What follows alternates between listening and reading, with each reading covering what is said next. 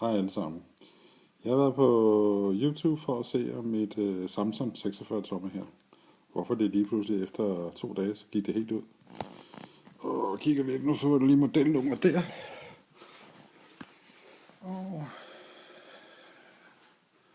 det er sådan en kravat der. Og jeg har ikke en skid forstand på det. Men jeg fik at vide, at det var snyd og bedrag med Samsung, de havde lavet et eller andet. Det ved jeg nu ikke rigtigt. Det tager jeg ikke holdning til, fordi den her gang, så blev jeg sådan lidt overrasket, fordi jeg gik ind og tog lidt på YouTube, og de påstod sådan en lille ting her. At hvis den var sort, så var den brændt af. Og jeg havde en. Og jeg havde 2.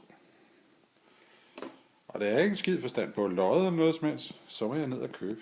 Så jeg gik ned og købte lidt tændsuger og lidt lod til. Og så gik jeg på nettet, for jeg skulle have nogle nye af de der fiduser der. Det fandt jeg så. Så jeg kan finde her. 820 UV, eller UF, 25 volt. Sådan en bandit her købte jeg 5 af. Og dem købte jeg herinde, der hedder RS.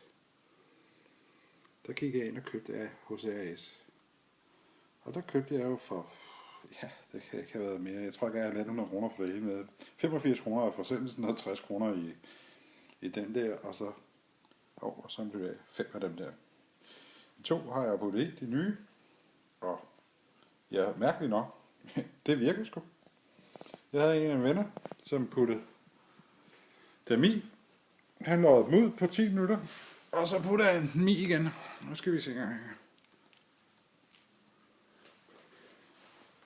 Ja, nu mangler en lille strøm her. Se en gang. Det virker måske ikke. Jo, det gør. 10 minutters arbejde, et par timer research på nettet, sådan hjem. Det virker. Det skal siges, de der, nu går vi lige tilbage til de der sorte. Det er Panasonic, jeg har sat i. De virker altså kun 5.000 timer, og det gælder nok resten af de ting, der er i tv'et også, kunne jeg forestille mig.